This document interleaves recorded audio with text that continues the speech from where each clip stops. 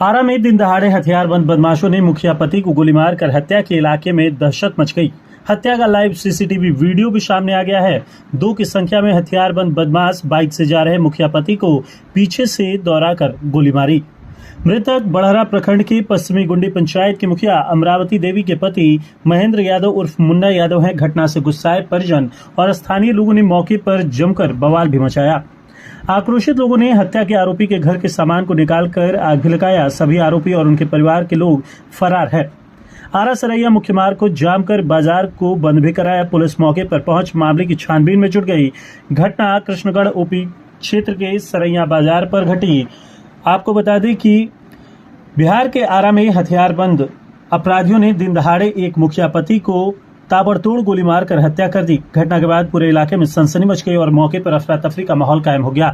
मामला बड़हरा प्रखंड के कृष्णगढ़ ओपी क्षेत्र के सरैया बाजार की है। वहीं मुखिया पति की हत्या के बाद परिजन और स्थानीय लोगों का गुस्सा भड़क उठा और उनके द्वारा जमकर बवाल मचाते हुए हत्या के आरोपी के घर का सामान निकालकर आग के हवाले कर दिया गया।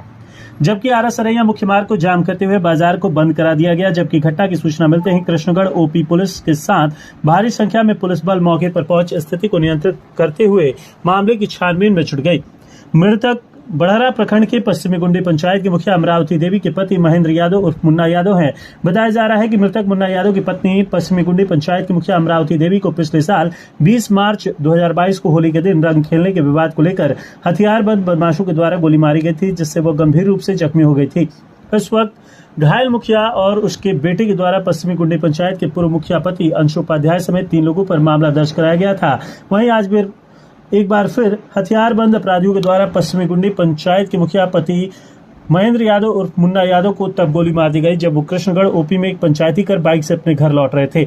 इसी बीच पहले से घात लगाए हथियारबंद 2 अपराधियों द्वारा उनका पीछा कर ताबड़तोड़ गोली मारकर हत्या कर दी गई।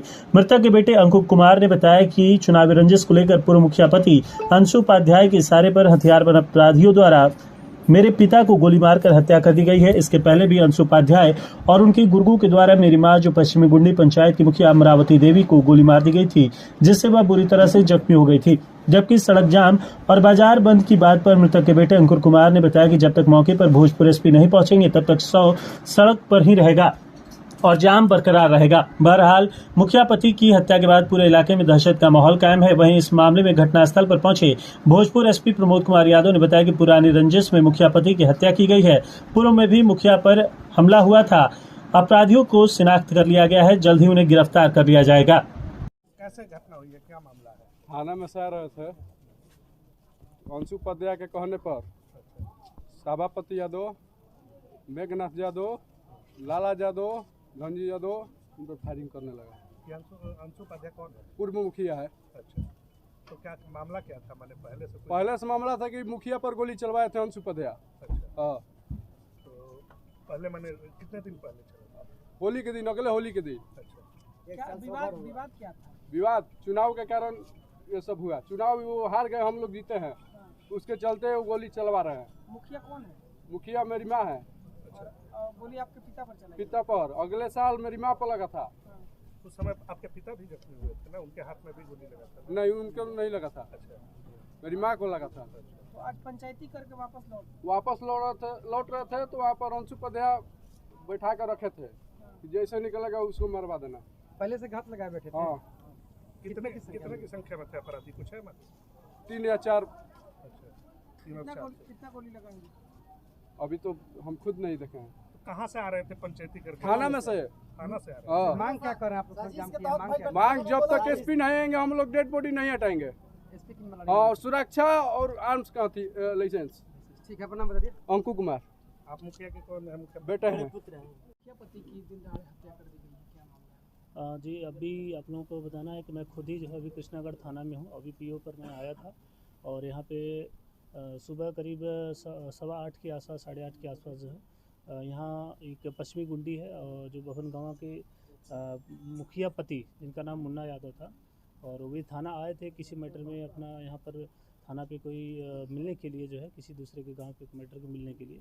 तो यहाँ से जैसे थाना से निकले हैं, थाना से लगभग जो है 400 से 500 मीटर दूर जैसे आगे निकले होंगे तभी से 2 अपराधी जो इनकी पूर्व से इनकी जो एक अदावत चल रही है, जो है इनके ख़ानदान के ही लोग हैं, जो पूर्व में भी इनकी पत्नी को गोली मारे थे और उनकी पूरा परिवार की पुरानी एक रंजिश चल रही है और उसमें पहले भी इसमें कई लोग जो है नामित हुए हैं, आपस में इनका केस हुआ है और जिसमें लोग जेल भी गए थे। तो उसी में से 2 लड़के जो उनका नाम भी पता चल गया, चिन्हित हो गए हैं, बगल के उनके ख़ानदान के ही हैं। तो उन लोगों ने जो है इनको जो है गोली मारा पहले, और फिर जब ये बुलेट पे चल रहे थे और उसी में जब ये गिर गए तो उसके बाद गिरने के बाद फिर वो लोग 3 से 4 गोली इनको मारते हैं और मार के फिर जो है फरार होते हैं। थाना को तुरंत यहाँ सूचना मिलती, थानाध्यक्ष विवेक और इनकी जो टीम रहती है ये तुरंत यहाँ से पीछा करते हैं। और लेकिन ये है कि वो कभी इधर कभी उधर का कई सूचना मिला और उसमें काफ़ी देर तक ये लोग पीछा किए, लेकिन वो किसी भी बघार वगैरह में कहीं छुप गए हैं। तो हमारी जो है क्रास और उसकी कुछ टीम है उनको भी खोज रही है और एफएसएल की टीम को यहाँ पर बुला लिया गया, हमारी डीआईजी की टीम, और हम लोग खुद यहाँ पर हैं। 2 टीम बन गई, 2 टीम। और जो बाइक जो यूज़ कर रहे थे वो बाइक भी हमें मिल गई है और पता चल गया है कि किसकी बाइक थी, और उसको भी हम लोग जो है कि अरेस्ट करने के लिए अभी अपनी टीम भेज दिए हैं। और इसमें पूरा अभियुक्त चिन्हित हो गए हैं, कौन कौन थे, क्या क्या किए थे। पूर्व मुखिया की बात आ रही है षड्यंत्र रचने की। और देखिए इन लोगों का आरोप है, पहले भी मैं बताया कि एक कांड दर्ज हुए हैं इसमें जो है, क्योंकि लास्ट ईयर इनकी पत्नी की जो है को गोली मारी गई थी और उसमें भी उनका नाम आया था। तो उसमें पब्लिक का आरोप था कि पहले जो है कि जो पूर्व मुखिया का जो दुश्मनी थी, साजिश थी, तो उनका नाम जांच में डाल दिया गया जो है, जबकि उन पर आरोप था। तो इसलिए लोग उग्र थे, लेकिन उनको भरोसा दिलाया गया है, उसकी पूरी जांच की जाएगी। जो भी इसमें शामिल है उसको बख्शा नहीं जाएगा, चाहे फिर वो कोई भी हो। थाना के बिल्कुल गेट के बाहर इस तरीके से हत्या होना, देखिए ये है कि थाना से 400 से 500 मीटर जैसे आगे बढ़े थे और बाज़ार से वो घात लगाए पहले से बैठे हुए थे लोग। अब इसमें हम लोग ये भी पता कर रहे हैं कि शायद किसी ने लाइनर का काम किया हो बाज़ार वगैरह से, कि आए हैं तो उसी के बाद से इन लोगों ने अपना घटना का अंजाम दिया। इसमें जो भी लोग हैं उनको हम लोग जो है अपने छापामारी चल रही है, जल्द से जल्द अरेस्ट करेंगे। सर आक्रोशित लोग जो हैं वो जो आरोपी हैं उनके घर में आगजनी की है, तो नहीं, आगजनी तो नहीं हो पाया। जैसे हम लोगों को पता चला तुरंत उनके घर में भी जो अभियुक्त लोग हैं तो उनके घर पे जो महिलाएं और लोग थे, तो तुरंत हमारे थानाध्यक्ष विवेक ने जो है त्वरित कार्रवाई करते हुए उनके घर पे जो है तुरंत वहाँ पहुँचे। तो लोग आक्रोशित थे, उनके घर में आगजनी की कोशिश कर रहे थे करने की, लेकिन थानाध्यक्ष पहुँच गए और अपनी टीम के साथ। तो उन लोगों को सुरक्षित, जो अभियुक्त के परिवार के लोग थे उनको निकाल के वहाँ से हटा दिया गया है और उनका भी संभवतः लोग नाम देने वाले हैं। जो भी चीज़ होगा, अगर इनका नाम दिया जाता है, नाम प्राथमिकी दर्ज किया जाता है नामजद, उन पर भी कार्रवाई होगी। अभी घर में फिलहाल थोड़ा बहुत तोड़फोड़ वो लोग किए थे, आगजनी करने की कोशिश किए थे, लेकिन वहाँ पर हमने बल तैनात कर दिया है दोनों परिवारों के बीच में, और अभी पर्याप्त बल हमारे वहाँ रख दिया गया है। अगले आदेश तक के लिए, जब तक वहाँ पर शांति बहाल नहीं होती, ऐसा कोई दिक्कत रहता है। तो फिलहाल हम लोग जो है अभी स्थिति हम लोगों के नियंत्रण में है और अभियुक्तों की गिरफ्तारी के लिए हमारी जो प्राथमिकता है और हमारी टीम उस पर कार्य कर रही है। ऐसा कुछ चोट विशेष नहीं, क्योंकि जब वो आगजनी की करने की कोशिश कर रहे थे तो उसी समय थानाध्यक्ष तुरंत वहाँ पर पहुँच गए थे और उन्होंने रोकने टोकने की जो कोशिश की। तो अभियुक्तों के जो है परिवार के जो लोग थे उस पर ईंट चलाने की जो कोशिश की, उसी से ईंट जो है थानाध्यक्ष के हाथ पे थोड़ा लग गया था, हल्का से एक जगह कट गया है, लेकिन ऐसा विशेष कोई घाव नहीं लगा है। बाकी जो हमारी टीम ठीक है और स्थिति भी नियंत्रण में है। अभी अभियुक्तों की गिरफ्तारी का प्रयास चल रहा है। वो पहले से बताया गया कि पूर्व जो कांड दर्ज हुआ था, इनकी पत्नी के जो है गोली जो चलाई गई थी, इसमें इन अभियुक्तों का नाम था और वो जेल भेजे गए थे, लेकिन वो बेल पर आए हुए थे और फिर इधर भी उनके जो है बेल कैंसिलेशन की प्रक्रिया भी आरंभ हुई थी, लेकिन इसी बीच में उन्होंने ये घटना को अंजाम दे दिया है।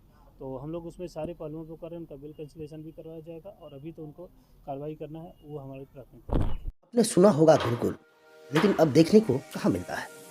परंतु आज भी कहीं कहीं ऐसा विद्यालय है जहाँ पर गुरुकुल की परंपरा देखने को मिलती है, जहाँ पर संस्कार और अनुशासन कूट कूट कर भरे हुए हैं। आरा में मझुआ स्थित संभावना आवासीय उच्च विद्यालय इसका जीता जागता उदाहरण है, जहाँ पर शिक्षा के साथ साथ संस्कार और अनुशासन बच्चों के अंदर कूट कूट कर भरे जाते हैं, जहाँ पर बच्चों के अंदर आत्मनिर्भरता और सादगी के गुण पिरोए जाते हैं। स्वच्छ वातावरण, सुंदर माहौल, अनुशासन, संस्कार और सादगी का प्रतीक संभावना आवासीय उच्च विद्यालय कुशल शिक्षकों के नेतृत्व में शिक्षा के साथ साथ extra curriculum, sports, music, arts, yoga, PT, etc. बच्चों को सिखाए जाते हैं, जहां पर हर वर्ग के अभिभावक अपने बच्चों को आसानी से पढ़ा सकते हैं। संभावना आवासीय उच्च विद्यालय मझौआ।